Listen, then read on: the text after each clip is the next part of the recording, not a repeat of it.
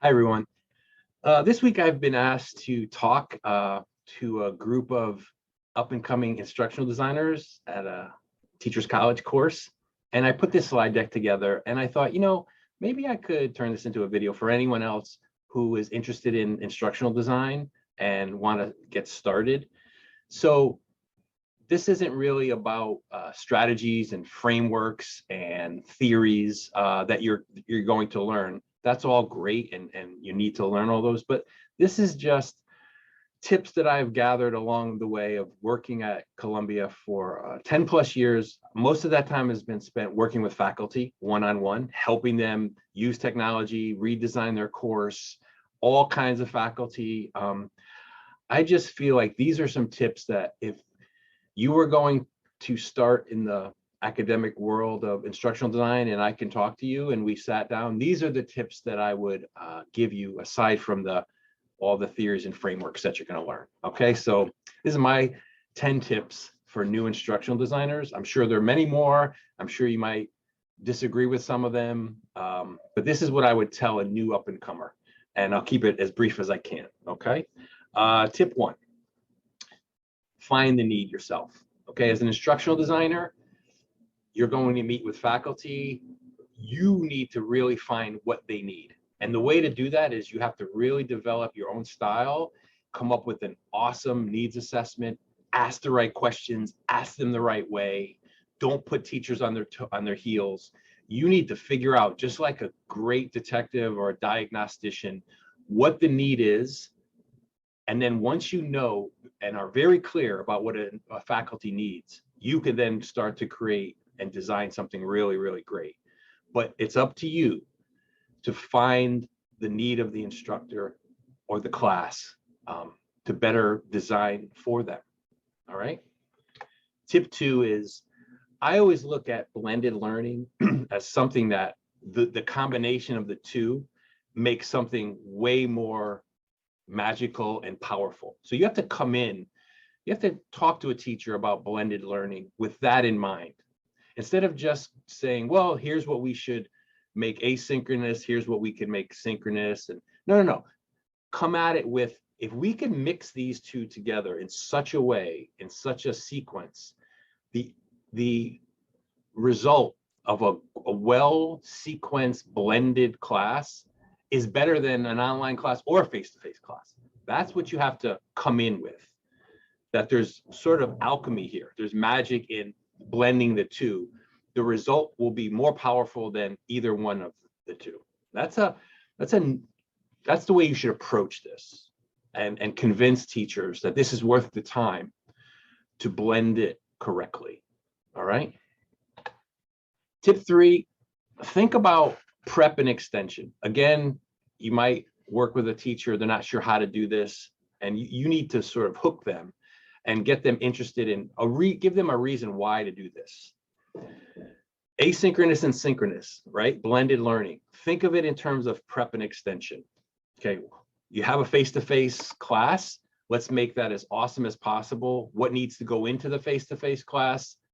Then what you want to do is say, what can I do asynchronously or with a tool that prepares students for the optimal face-to-face class, right? And then after that face-to-face class happens and people want to continue and you want that conversation to keep going, how do I extend it? Okay, so what can I build asynchronously that could get students as ready as possible for a face-to-face class? And then how do I extend that out further?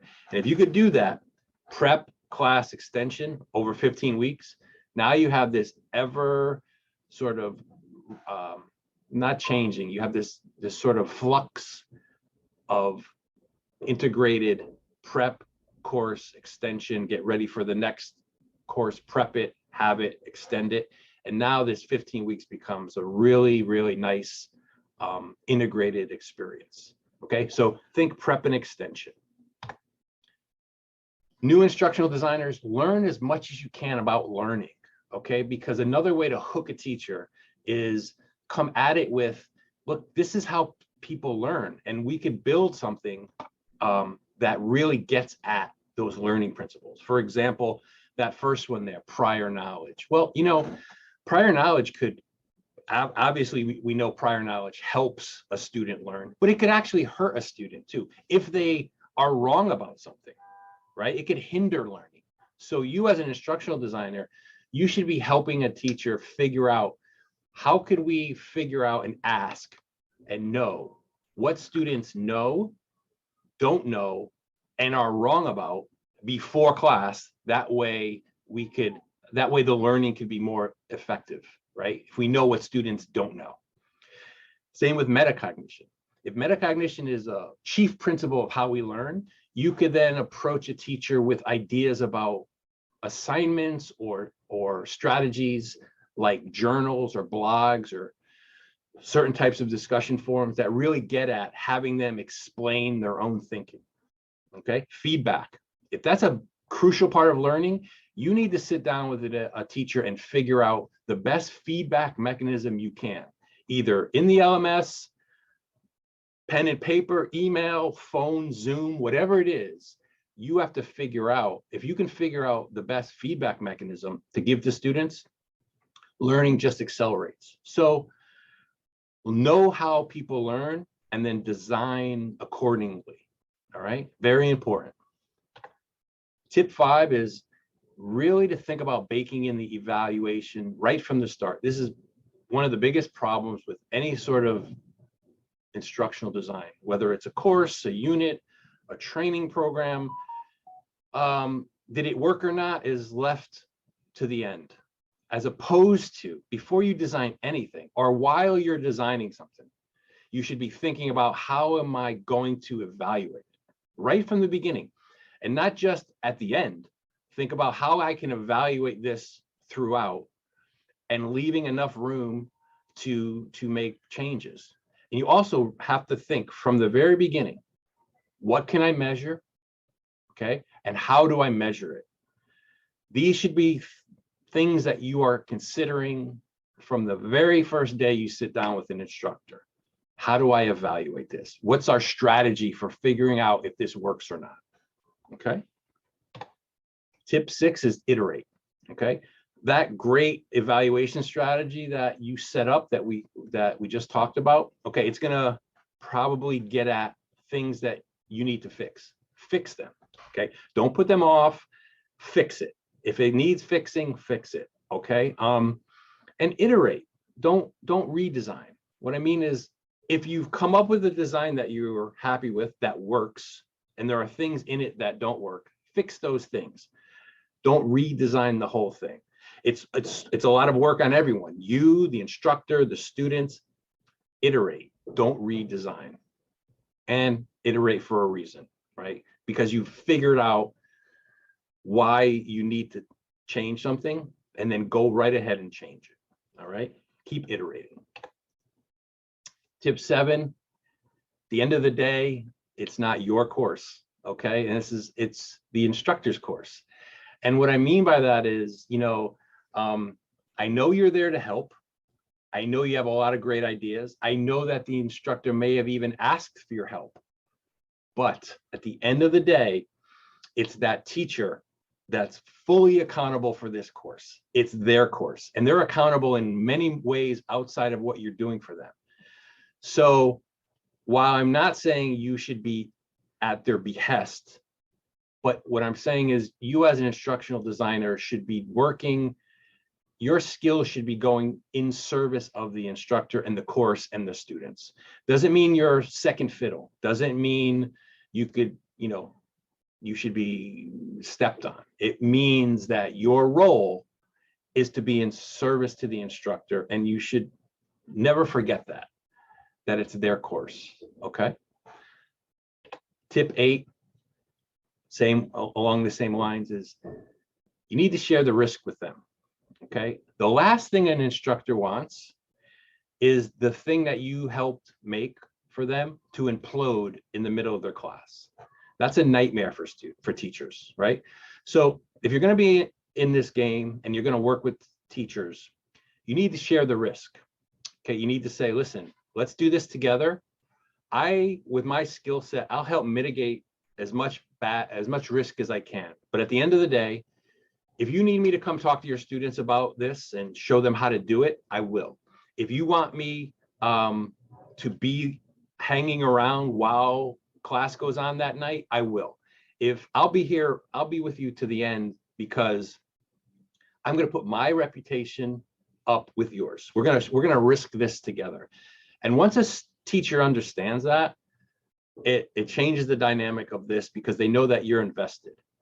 But so what you don't want to ever do is tell a faculty about some theory or framework or tool and kind of not sharing the risk of that. All right. If you're going to build something, build it together. All right. Tip 9, you have to meet teachers at their level, not yours. All right. You're learning a lot about instructional design, right? Strategies, frameworks, okay, tools. But you have to figure out where the teacher is, go to them and work from there. And you could always work out together, but you have to find their level. Sometimes teachers too, they're not the best students in that they have a lot to lose. They have a lot that they don't know sometimes. So they're not used to being told what to do. These things just play into you being really, really great at this. You have to figure out how to collaborate with people. You also have to, realize that, say, a very famous tenured professor is working with them might be a little different than, say, an adjunct. Not because they're different human beings, it's just there's a lot at stake for some faculty, and they might not know. That's why you're in graduate school. That's why you're learning what you're learning. You know more than them, but you have to meet them at their level and work from there. Okay. And finally, tip 10 is to start small. Okay. Don't get too complicated at first. You've done that awesome needs assessment, right? You figured out what they need. Okay. What's the simplest, most elegant way to solve that problem? Here it is. We could always add to it. We could always add a different component. We could make this component more complex, but small and effective is the way to go. Okay. Because you could always scale. Like I said, if I had a chance to talk to someone new in instructional design, I would have a coffee and talk about these things, because they're a bit on the soft skill side, but they make all the difference in the world, because at the end of the day, you have to build confidence and trust with the teacher, because they have a lot on the line, and you have a lot on the line. Your reputation, your skill set is on the line.